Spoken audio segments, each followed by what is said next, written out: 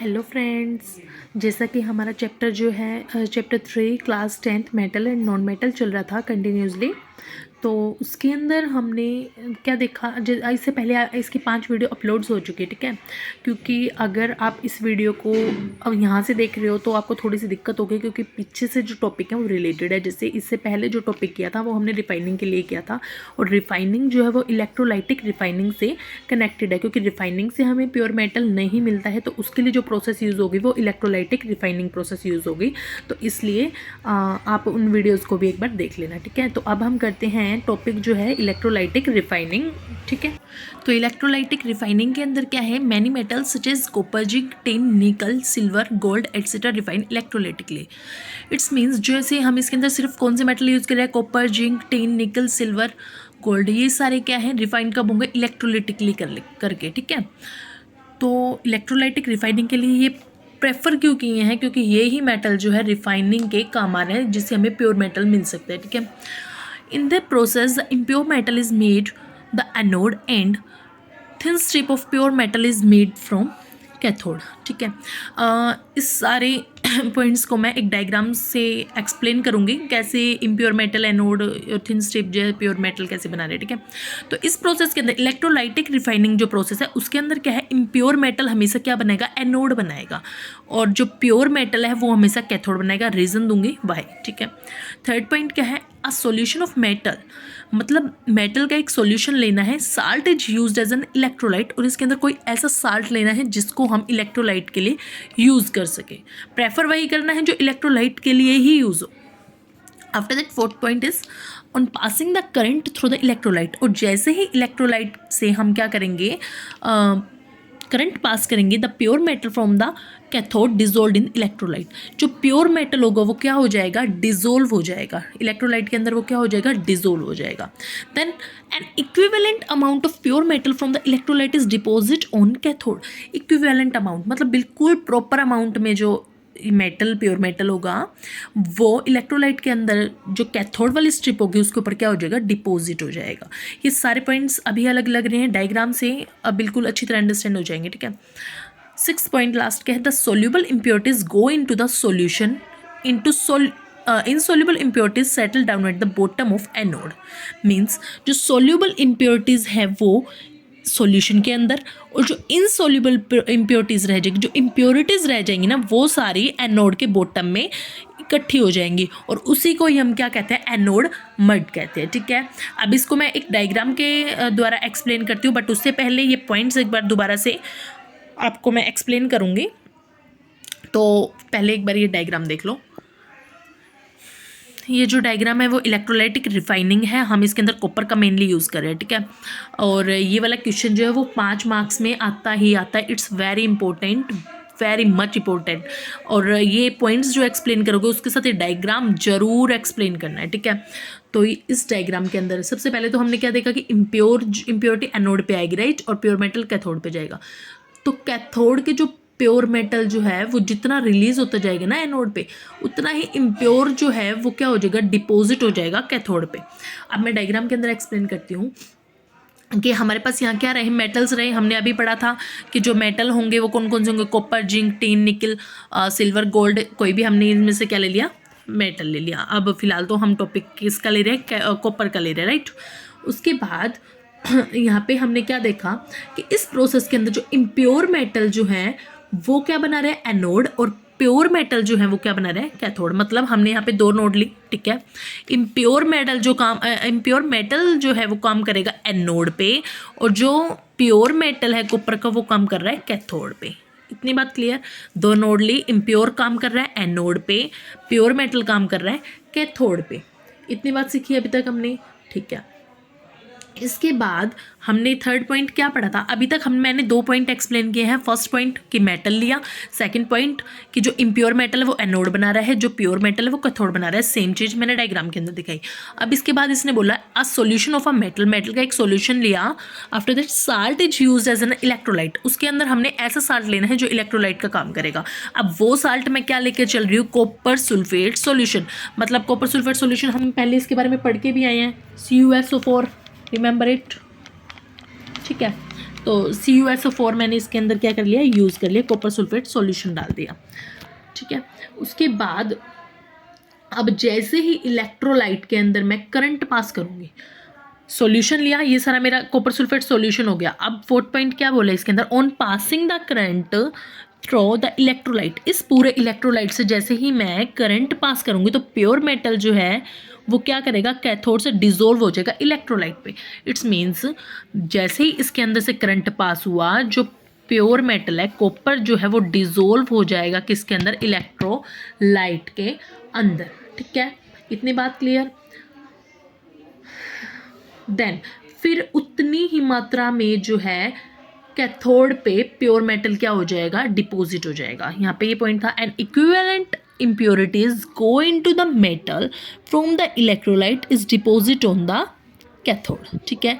कि जितना pure metal ने काम किया, प्योर मेटल इसके अंदर डिसॉल्व हुआ, उतना ही इम्प्योर मेटल का जो प्योर मेटल होगा, इम्प्योर मेटल से जो प्योर मेटल निकलेगा वो किस पे जाके डिपॉजिट होना शुरू होगा, इस कैथोड पे। मतलब ये यहाँ पे जाके क्या हो जाएगा, डिपॉजिट होना शुरू हो जाएगा। इतनी बात क्लियर। ये फॉर्म आप बना के बता सकते हो कि इस टाइप से इस पे क्या हो जाएगा, डिपॉजिट हो जाएगा, मतलब कैथोड की फॉर्म पे वो आ जाएगा, ठीक है। उसके बाद जितनी भी इम्प्योरिटीज़ होंगी इसके अंदर, बाकी जो इम्प्योरिटीज़ बची, जितनी भी इम्प्योरिटीज़ बाकी इसमें बची वो क्या हो जाएगी, सेटल डाउन हो जाएगी। मतलब वो यहाँ नीचे इकट्ठी हो जाएगी एनोड के नीचे, जिसे हम एनोड मड का नाम देते हैं, ठीक है। तो अगर मैं अब इसको सिंपल वे में इस डायग्राम के थ्रू समझाऊं तो मैंने क्या सीखा, मेरे पास दो नोड थी, एक एनोड और एक कैथोड, ठीक है। उसके बाद मैंने क्या किया, एक सॉल्यूशन लिया, किसका, CuSO4 कॉपर सल्फेट सॉल्यूशन लिया, ठीक है। क्योंकि उससे मुझे क्या पता चला, इम्प्योर मेटल्स जो है वो एनोड पे काम कर रहा है, प्योर मेटल कैथोड पे काम कर रहा है। उसके बाद मैंने सॉल्यूशन लिया था। अब जैसे ही इलेक्ट्रोलाइट जो है उसके अंदर से हम करंट पास करेंगे तो इससे क्या होगा कि जो मेटल है वो कैथोड का इलेक्ट्रोलाइट में क्या हो जाएगा, डिसॉल्व हो जाएगा। प्योर मेटल जो है वो इलेक्ट्रोलाइट में डिसॉल्व हो जाएगा, और उतनी ही क्वांटिटी में जो इम्प्योरिटीज से जो प्योर मेटल निकलेगा वो कैथोड पे क्या हो जाएगा, डिपॉजिट हो जाएगा। मतलब जितना प्योर मेटल यहाँ से रिलीज होगा ना, उतने ही अमाउंट में यहाँ पे प्योर मेटल जो है वो क्या होगा, डिपॉजिट होगा, ठीक है। मतलब बैलेंस रहेगी इक्वेशन, कैसे कि जितना ये रिलीज होगा उतना ही ये डिपॉजिट होगा, ठीक है। तो जितनी भी इम्प्योरिटीज जो बच गई वो क्या हो जाएगी, सेटल डाउन हो जाएगी। कहाँ सेटल डाउन हो जाएगी, एनोड के नीचे सेटल डाउन होगी। अगर वो एनोड के नीचे सेटल डाउन होगी उसे हम क्या कहते हैं, एनोड मेटल। अच्छा, ये डायग्राम वैसे मैंने बिना स्केल के हाथ से ही बनाया रफली, मुझे तो ठीक लग रहा है, बट इतना क्लियरिटी नहीं है, बट उस टाइम मेरे पास स्केल अवेलेबल नहीं हो सका, ऐसे ही बना दिया, ठीक है। अच्छा, अब नेक्स्ट जो टॉपिक है वो क्या है, कोरोजन। कोरोजन भी अपने आप में एक टॉपिक है। वैसे इतना 2 या मार्क्स में सिर्फ डेफिनेशन पूछी जा सकती है, या फिर ये हो जाएगा कि प्रिवेंशन क्या है कोरोजन की, वो आगे एक्सप्लेन करूँगी। उसके साथ एटलीस्ट अगर एडजस्ट होके आ सकते तो आ सकता है, अदरवाइज़ ये फर्स्ट चैप्टर में भी हम कर चुके हैं, वहाँ से भी आप कर सकते हो इसे क्लियर। तो कोरोजन क्या है, when the surface of a metal is attacked by air, water and some other substance, it is said to be corrode. तो क्या कह रहा है कि मेटल का वो सरफेस जिसके ऊपर क्या अटैक हो, एयर, वाटर या कोई भी अदर सब्सटेंस, उसको हम क्या कह रहे हैं, कोरोड, ठीक है। This phenomena is known as a corrosion. उस फिनोमेना को हम क्या कहते हैं, कोरोजन कहते हैं। अब देखो, वाटर एयर प्रेजेंट नहीं होगा तो सिंपल सी बात है, कोरोजन पॉसिबल ही नहीं है ना। तो surface of a metal is attacked by air, water. Normally rusting, corrosion ये सब होते इस वजह से हैं, एयर की प्रेजेंस रहती है, वाटर अप्लाई होता ही रहता है, तो उसको हम क्या कहते हैं, कोरोड। और इस फिनोमेना को कंप्लीट को क्या कहेंगे, कोरोजन। नेक्स्ट क्या है, show that both air and water are necessary for corrosion of air. अब ये बताना है कि कोरोजन के लिए एयर भी इंपॉर्टेंट है और वाटर भी, ठीक है। ये इसके लिए रीज़न हो गया। ये जो है ना, ये टॉपिक, ये आपकी बुक के आई थिंक लास्ट टॉपिक के अंदर एक्टिविटी दी गई है एक, उसके अंदर से है, तो ये मस्ट है, आ जाता है ये भी, ठीक है। मोस्ट इंपॉर्टेंट ही लगा लो, क्योंकि एक्टिविटी के अप्रोक्स ये पूछा ही जाता है, ठीक है। तो कोरोजन के साथ अगर कोरोजन आपको लगता है बड़े नंबर में दिए पूछा गया है तो आप इसको रिलेट कर देना, अदरवाइज अगर डेफिनेशन पूछी है तो आपको सिर्फ कोरोजन ही एक्सप्लेन करना है। अदरवाइज उसके प्रिवेंशन और एक्सप्लेन कर देना। बट अगर एक्टिविटी वैसे आती है, मोस्टली आई है, तो अगर आई तो आप इस चीज़ को एक्सप्लेन कर देना, मैं डायग्राम से और एक्सप्लेन कर दूँगी, ठीक है। तो show that both air and water necessary for the corrosion of air, कि एयर और वाटर दोनों ही नेसेसरी है। तो सबसे पहले क्या है, pour some water in a tube T, sorry pour some water in tube A. अभी मैं डायग्राम दिखाऊंगी, आपको पता लग जाएगा कि ट्यूब ए के अंदर पहले कुछ वाटर डालो। In this nails are contact both with air and water. उसके बाद उसके अंदर जो नेल्स रखे जाएंगे, है ना, नेल्स जो है वो एयर के कॉन्टैक्ट में भी रहेंगी और वाटर के कॉन्टैक्ट में भी। देन जैसे ये है, ये ए ट्यूब ले ली, ठीक है। इसके अंदर मैंने क्या किया, जैसे मान लो यहाँ पे मेरा ये वाटर है, ठीक है, इसके ऊपर ये सारी क्या है, एयर है। यहाँ पे मैंने क्या डाल दी, रस्टी एयर आयरन नेल्स कैसे होंगे, जैसे मैंने सिंपली नेल्स डाली इसके अंदर, उसके बाद मैंने इसके अंदर क्या डाला, वाटर डाल दिया, ठीक है, पोर किया उसके अंदर।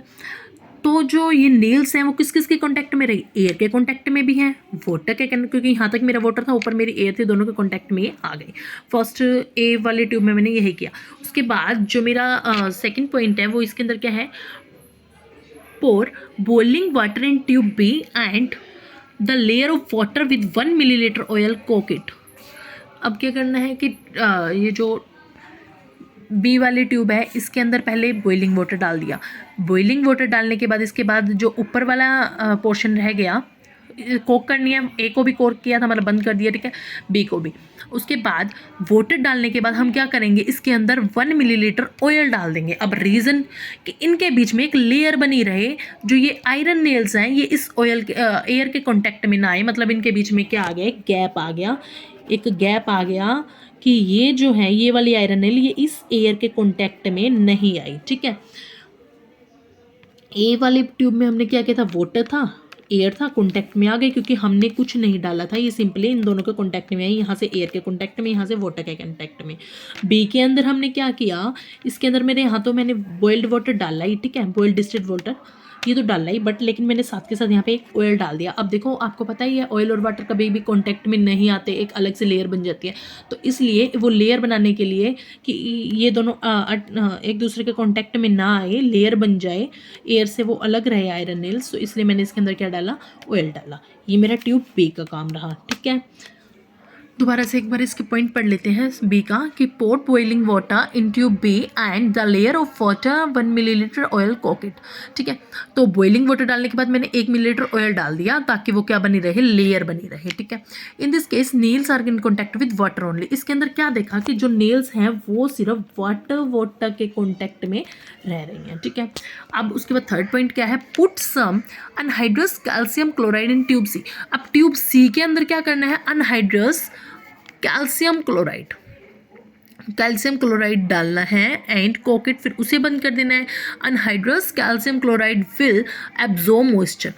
अनहाइड्रस कैल्शियम क्लोराइड ही क्यों यूज़ किया, क्योंकि अनहाइड्रस है विदाउट वाटर, तो वो क्या करेगा, मॉइस्चराइज कर लेगा, ठीक है, मॉइस्चराइज कर लेगा फ्रॉम द एयर, एयर से वो क्या कर लेगा, मॉइस्चराइज कर लेगा, so that nail in this tube are contact with dry air only.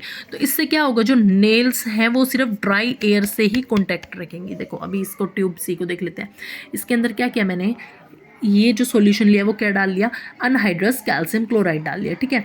अब इसके अंदर नेल्स, इस अनहाइड्रस सॉल्यूशन ने क्या किया, जो एयर थी वहाँ से मॉइस्चराइजेशन कर लिया, तो यहाँ पे क्या रह गया, सिर्फ ड्राई एयर रह गई, ठीक है। तो ये जो मेरी नेल्स हैं ये सिर्फ ड्राई एयर के ही कॉन्टैक्ट में आई हैं, ठीक है। तो मैंने तीनों से क्या सीखा, फर्स्ट में जो मेरी नेल्स हैं वो एयर से भी कांटेक्ट हो गई, वाटर से भी कांटेक्ट हो गई। सेकंड के अंदर क्या हुआ, सिर्फ ये किससे कांटेक्ट हुई, वाटर के साथ कांटेक्ट हुई, क्योंकि एयर के साथ नहीं हो पाई, क्योंकि हमने ऑयल का यूज़ किया था। थर्ड के अंदर ये सिर्फ किसके साथ कांटेक्ट हुई, ड्राई एयर के साथ कांटेक्ट हुई, वाटर के साथ कांटेक्ट नहीं हुई, ठीक है। तो उसके बाद अब क्या है, now leave this tube for a few days. अब कुछ दिन के लिए इन ट्यूब्स को एज इट इज छोड़ दो, ठीक है। You will observe that nails only tube A get rusted. हमें क्या पता चलेगा कि सिर्फ ट्यूब ए ही क्या हुई है, रस्टेड हुई है, जिसके ऊपर रस्ट हुआ है, and nails in tube B and C are not affected. B और सी अफेक्ट नहीं हुई है, ठीक है। And remained as originally taken, as it is, जैसे वो रखी गई थी एज इट इज़ ही वो रही हैं। रिमेन्ड एज ओरिजिनली टेकन, वो वैसे की वैसी ही रही, उनके ऊपर रस्टिंग का कोई काम नहीं हुआ। अब रस्टिंग तो हमारी एयर और वाटर के कॉन्टैक्ट से होनी थी, तो हमें यहाँ से पता चल गया कि रस्टिंग होने के लिए हमें किस किस चीज़ की ज़रूरत है, एयर और वाटर की ज़रूरत है। ओनली वाटर से भी रस्टिंग नहीं हो रही, ओनली एयर से भी रस्टिंग नहीं हो रही, सिर्फ रस्टिंग कहाँ हुई है, ट्यूब ए के अंदर हुई है, due to air and water. अच्छा, इसके बाद अगर आप एक रीज़न लिखना चाहो तो आप लिख सकते हो कि इन्होंने जैसे ऊपर स्टेप्स दिया था तो वही आपने वहीं पे लिखना है कि जो ट्यूब ए इसलिए रस्ट हुई है क्योंकि यहाँ पे किसका कॉन्टैक्ट था, एयर और वाटर का कॉन्टैक्ट था। बी और सी में वाटर था बट एयर नहीं थी, सी में एयर थी बट वाटर नहीं था, ठीक है। तो इन दोनों के कॉन्टैक्ट से ये जो है ये रस्टेड नहीं हुई है, सिर्फ ट्यूब ए जो है वही रस्टेड हुई है, ठीक है। तो आज के लिए इतना ही, हमने आज हो गया, काफ़ी हो गया।